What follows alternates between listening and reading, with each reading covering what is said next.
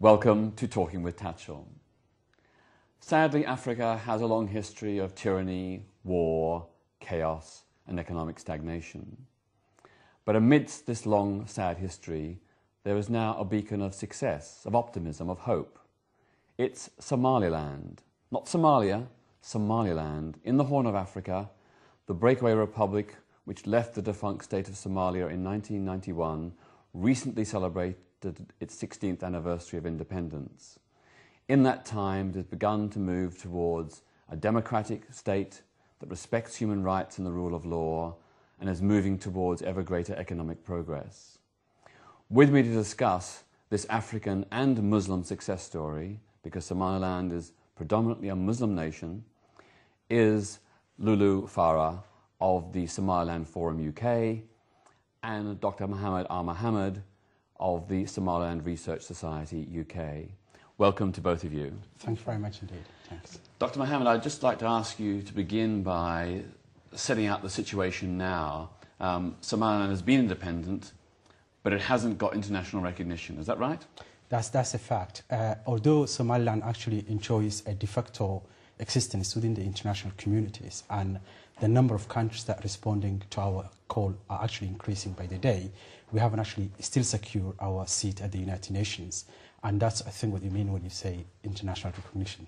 Yeah, it's very sad because here we have an African Muslim nation that's a real success story, you know, compared with the chaos and the war that exists in Somalia, which of course Somaliland was once a part of.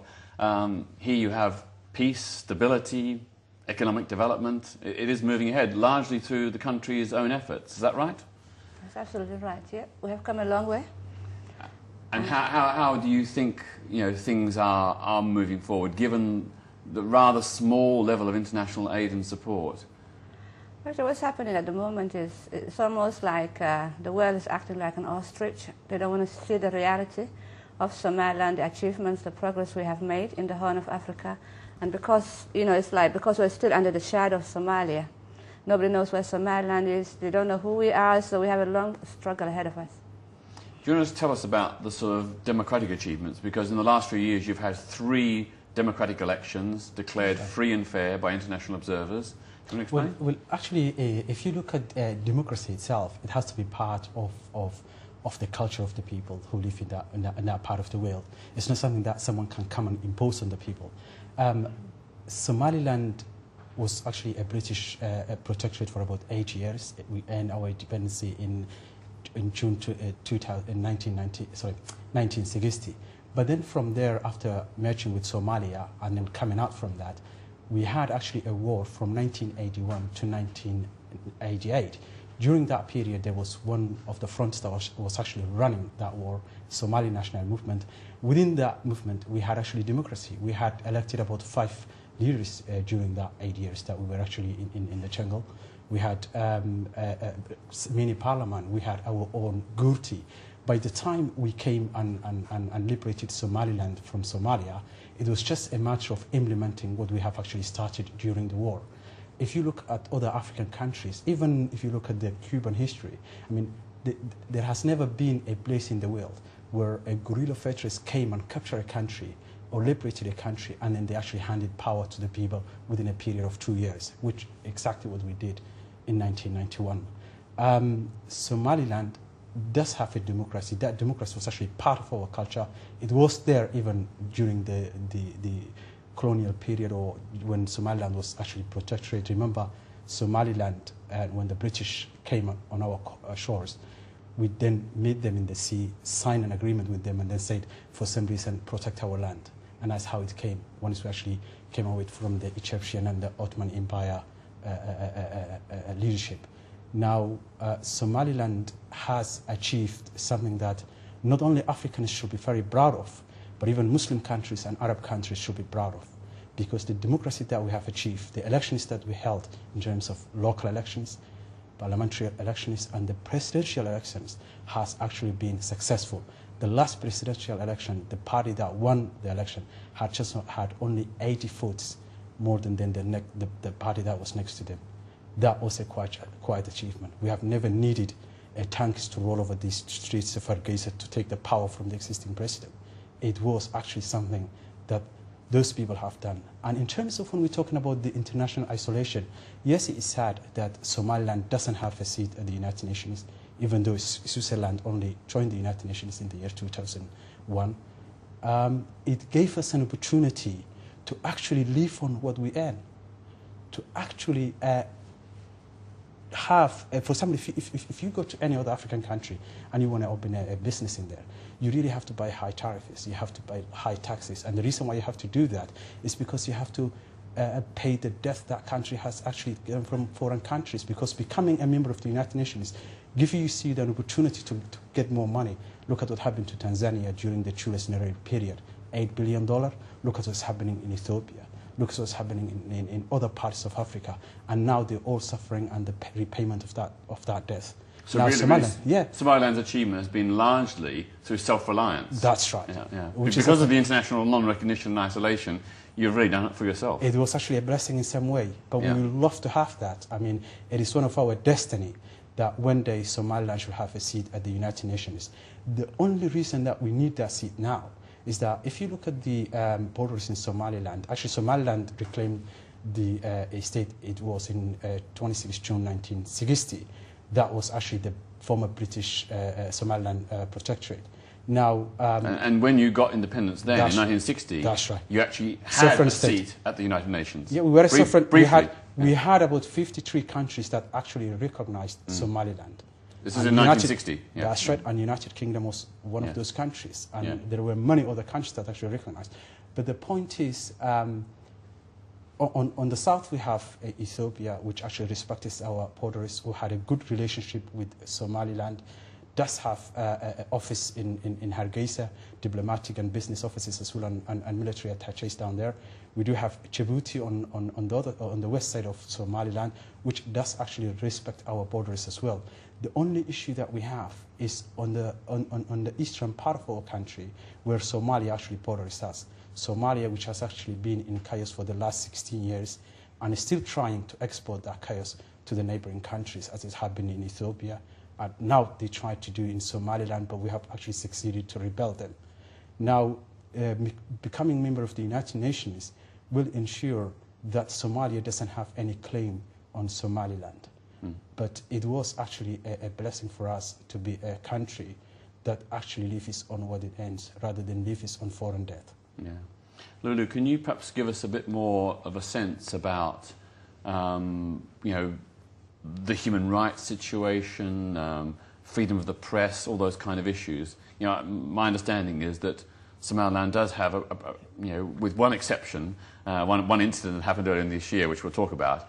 It's got a free press. People have a right to protest, and all these fundamental freedoms are guaranteed. Do you want to talk a little bit about that?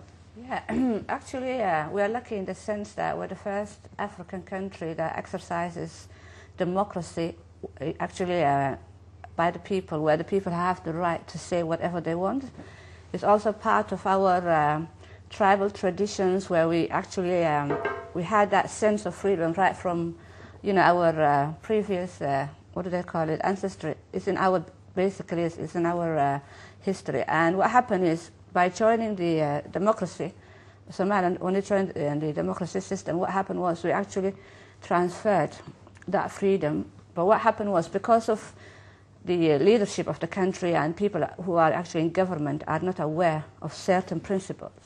And with the detention of, the journalists actually have put us on the test to see how far we can go with the freedom of speech. But we must say, actually, in the Horn of Africa and also our neighboring countries, we're the only nation that can actually have the right to print anything that they feel like. We could talk about the president, we could talk about corruption, and nobody's going to go and put you in prison for that.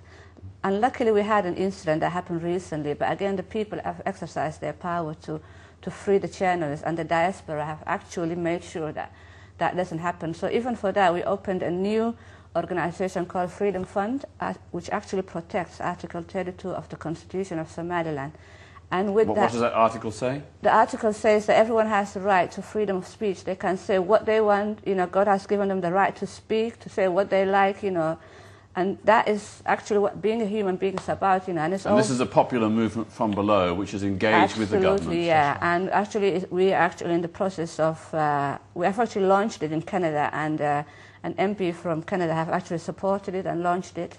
We're getting different members from different countries so that we have the right expertise, because we do not want, you know, for us to go back and be dragged to a state where people are actually locked up for printing anything or anything that they feel that they've got to say. Yeah, we should explain that earlier this year, some journalists from one of the Somaliland newspapers were detained without trial for, I think, for over 80 days for printing an article which the president found offensive.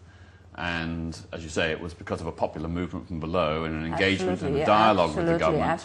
Those journalists were released. And there was a lot I think it established an important principle. Absolutely. It was a bit of a hiccup on the road to democracy and human rights, but, you know, it was overcome. And I think that's sort of the history of Somaliland. It's, you know, there have been some obstacles, but they are being overcome. I mean, you mentioned corruption. You know, there are, you know, by general standards of Africa and indeed the West, you know, corruption is not a huge problem, not a big problem in Somaliland, but there have been some allegations of corruption. What do you say to those? Well, actually, there is something that we need to acknowledge first of all. When Africa became independent, I mean, get their independency from the Western countries, we actually sleepwalked into the Soviet bloc. What the Soviet bloc did for us is they actually taught us how to have a secret police, which even now many Arab countries enjoy, like the Mohamed-Aar or whatever. They then give us an opportunity to buy a lot of guns from them, AK-47, which is the biggest killer in Africa, landmines and all that stuff. The Soviet Union and the East Warsaw Bloc actually gave us an opportunity to just have more military officers than professional people like nurses, accountants and lawyers. That's actually where things are going wrong in many African countries. Now in Somaliland, if we go back to the case of Somalia and corruption, once we actually liberated the country, we had... This is from the regime of Said which was actually part of the Warsaw Pact at that time. Actually, I mean, Somalia did have, at that point, the strongest black African army. And was actually being Berbera, which is actually our main port city, was actually prepared by both the Soviets and the Americans to be used for the whatever will happen in the Third World War. But the point is, we had less accountants than we needed, less lawyers than we needed. What that then bring about is an opportunity for that corruption can actually take place. But the corruption that we have isn't actually as bad as the ones that they have in many other African countries. Remember, we're talking about a country that only lives on what it earns. We don't get billion pounds from the World Bank and the IMF or Euro bonds or whatever. What we have today, the roads we have, the hospitals that we have, everything that we have is what is being collected from the people who actually sit on the streets of Hargeisa, Berbera, Borome, and Erigabo.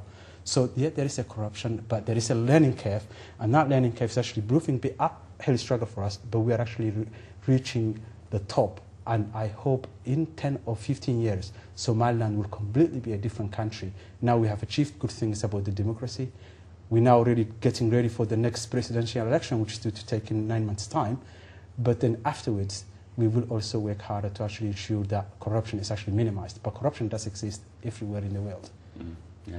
I mean, I think it's very interesting the way in which, you know, as we know, Somalia is now driven by war and displacement. And I think in just this year alone, 500,000 refugees have fled Mogadishu from the fighting and the surrounding regions. And what you've achieved in Somaliland is a gradual demilitarization, you know, the disarming of militias, and, you know, the incorporation into a national army, the police and so on, and retraining of people. It's very, very impressive.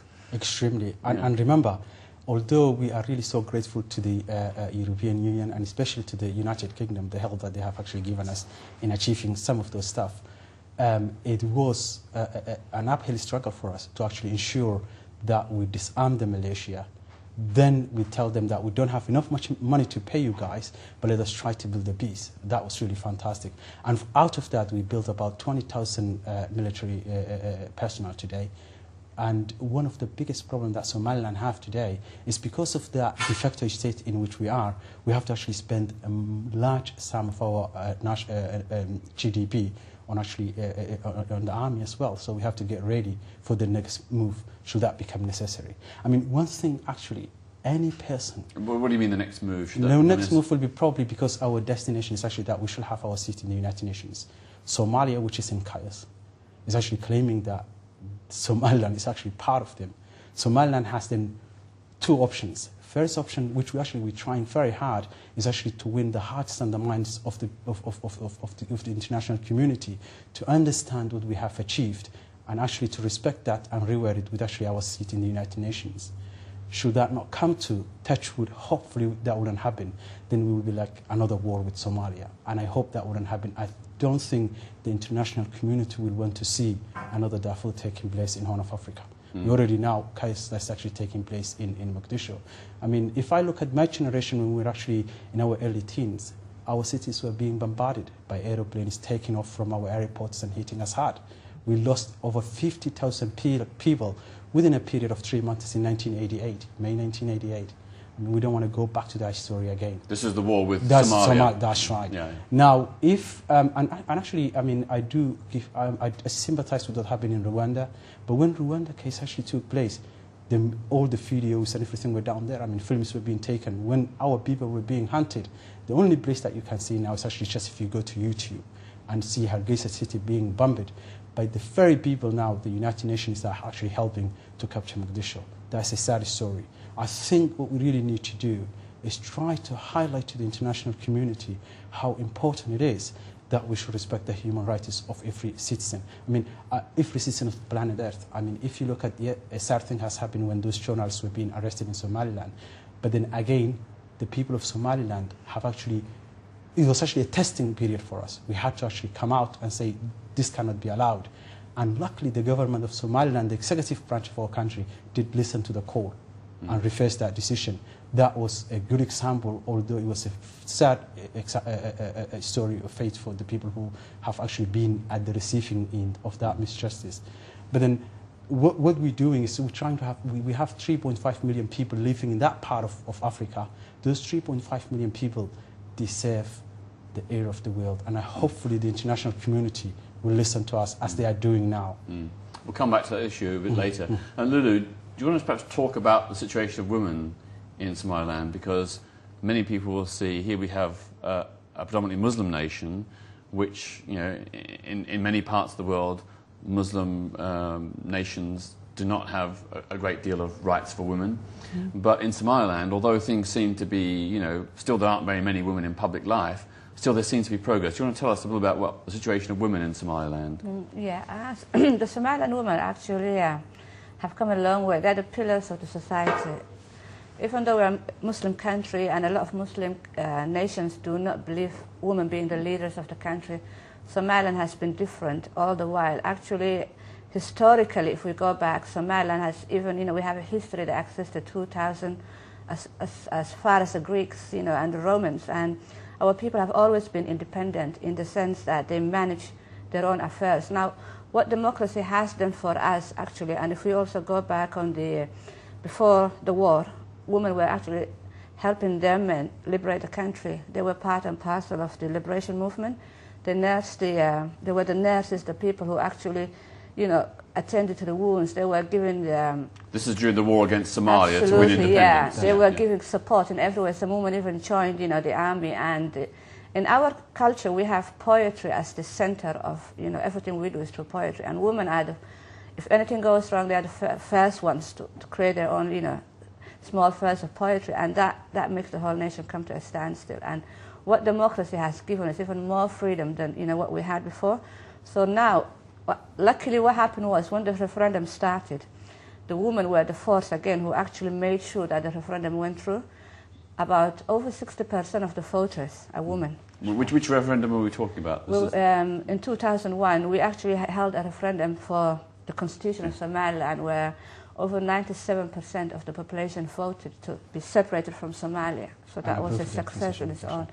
And the women were actually the force behind that. Then when the elections came, what happened was the women actually, even though even us in the diaspora were supporting the democratic process, we did have a bit of hiccup in the sense that we did not have the representation that should have happened, because again we have the issue of clan tradition, which is at the moment, you know, it's all male dominated. And what we're learning from now is the fact that we have actually a hybrid system where we have democracy and tribalism running side by side. And what we need is for women to be educated that their vote means more than what they actually think of. So what we need is for the women, and we have women MPs. Luckily, we have women ministers. But not women ministers and MPs? Yeah, we have the first foreign minister of Somaliland was Edna Ismail. She is a very active woman. She also runs a hospital, a maternity hospital, where, you know, that again helps Somaliland babies for the first time in our history. We have, you know, healthy Somaliland babies being born.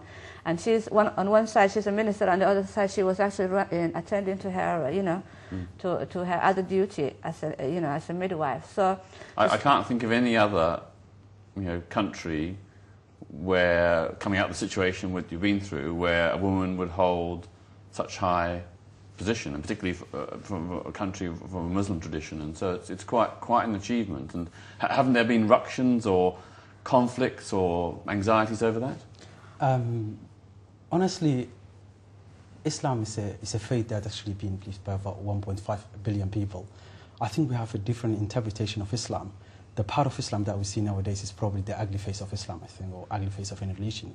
But the point that I can actually make here is when we done the referendum for the constitution of Somaliland, there is an article in there that says every Somalilander does have the right to elect and be elected. That doesn't say every Somaliland man. It's actually every Somalilander, i.e. man and woman. Somaliland woman has actually been the base of our life in Somaliland. I mean, without them, we could never achieve what we have achieved. Even today, Somaliland, the biggest hard currency earner for Somaliland is actually remittance that we send from abroad. 90% of people who send that are actually women and make that possible. When we are actually voting, if you look at the last parliamentary elections, the presidential elections, as well as the local elections, the longest queues at the polling stations are actually formed by women. Sadly, now we have about less women than we should have in the parliament. And the executive, actually, it's about 3 of them now, which is very sad out of 82 MPs. Yeah. The point is... What about ministers? How many women ministers? Well, actually, there were 2, but now there is 1 left in there. And what ministerial post does she have? She has the post of family, right. Ministry, family, and what post is foreign minister. Foreign minister. Okay. But what it is actually, if you look at where we started, I do believe in 15 years' time, it will be actually women can rule even Somaliland, because actually, since they are the majority of our people nowadays, if they actually come up, if you go back to the history of women all over the world, I mean, it's not only Somaliland where women is being kept away from politics, but if you look at even, it was just 1868 when New Zealand actually allowed women to vote. It was just 1905 when Finland actually allowed women to be elected into parliament. And it was actually after the First World War when actually even this great democracy of United Kingdom has actually even allowed women to actually participate in politics. Somaliland has actually started with the women. We are really so proud to see them. And it could be possible, and I do believe that it could be possible, that in the 2nd or 3rd election, it could be women actually contesting that and actually winning it. If we actually keep the way we're doing. If we don't go with war with Somalia and we actually keep the way we're doing now, that will actually be achieved. Because there's nothing within the constitution of Somaliland that actually bars them to be run for the presidency of Somaliland. And actually the issue about Islam and women, I mean, the culture that we came from, it is actually the woman who runs the home. The woman who actually dictates everything that we do, even though they make us believe that we are the one who are running it. That's the reality. I hope you will agree with that. I want to sort of finish by go back to the whole issue of international recognition and the lack of it. I mean, obviously, I think Somaliland is bidding for a seat at the United Nations. It also wants to join the Commonwealth, that's right, being a former British protectorate. What is happening in terms of British and European Union aid to Somaliland? Well, first of all, what we're actually starting with the case of the Commonwealth is to join the Commonwealth Parliamentary Association, or CPA. And since we have actually a democratically elected parliament, that we have actually been a former protectorate of the United Kingdom, we do seem to actually progressing very well in that. And we are hoping that the meeting that will be held in Kampala sometime in November this year, probably the Foreign Minister of Somaliland will be there. And there are also other countries within the Commonwealth who are really so positive about the achievements that we made, especially countries in Africa who are now willing to stand with Somaliland. And which countries are they? Well, although I really don't want to name some countries, South Africa and Ghana are in the line. Rwanda is also there, although it wasn't a British protectorate or colony at all. But there are many countries in Africa now actually listening to what we're telling them. And Africa, though Africa has actually gone through a hard period, is now actually reviving, and thanks to Nelson Mandela. I mean, he has shown that man can be a leader and then can walk away from that leadership. Many other Africans are now actually following the footsteps of Nelson Mandela, and we are actually getting a lot of help from those countries. What about the Arab League? Well, I'm really so sorry to say this. I mean, the citizens of Somaliland have better rights than the citizens of other 21 countries within the Arab League. Actually, even the citizens of Somalia might have more freedom than the citizens of many Arab countries. Arab countries, even when you talk about Islam itself, Islam doesn't support a monarchy as such. Equality should be applied to all people, or even dictatorships that you see in the Arab world. I mean, what I can say to the Arab world is really, and what Somalilanders could say to them is that we have respected you when we were being killed and bombed. You paid for that. Still we survived, but we respect you still. So really, I mean, the Arab world, I don't think they can actually even speak for Islam. Look into Malaysia, for example. If you're talking about a Muslim educated people who can also freely talk about, but I don't think people who live in many Arab countries can actually speak for Islam as it is. They already, to be very honest, even it is fair to say this, Bin Laden has never had the opportunity to vote in his country. He has never participated in the local elections of his country, has never even participated anything with his country, and he's now causing a chaos all over the world. As a disaster. But in Somaliland, it's a completely different issue. We are involved in how we should develop that country. We are making positive contribution as to how to make everything possible. So I don't think we can compare Somaliland with Arab countries. But we salute them. But you're not actually getting support from the Arab League. They're not supporting your claim for independence or recognition. Well, actually, we do seek their support, but you haven't got it. You haven't got it yet. But which Arab country can you say? And this is what we have achieved. They will say to you, "You're going to bring democracy into our doorsteps." We don't want it. Probably that's what they will say. And Lulu, can you just finish off by just giving us a sense of what's your hope for the future? You know, how do you see Somaliland in the future in terms of international recognition, development and so on? I think Somaliland has achieved a lot, and it will bring a lot of positive results for anybody who's looking for hope, whether in Africa, whether in a Muslim country. We have shown the world that we can survive on our own without any aid coming from outside. We have the willpower to reach, what we want, and hopefully we expect the international community to give us, an ear and help us along the way, so that Somaliland can be recognized, and then they can see exactly, the way they helped us. Okay, well, thank you both very much. It's been very good to hear this positive story from an African Muslim nation. And my advice to you is, I think, go and see the new Foreign Secretary, David Miliband, as soon as possible. Get him on your side. You've got to get international recognition, aid and trade to support your efforts, because Somaliland is a beacon of developing democracy, human rights and progress in Africa. Thank you very much. Thank you. Please join us next week for another edition of Talking with Tatchell.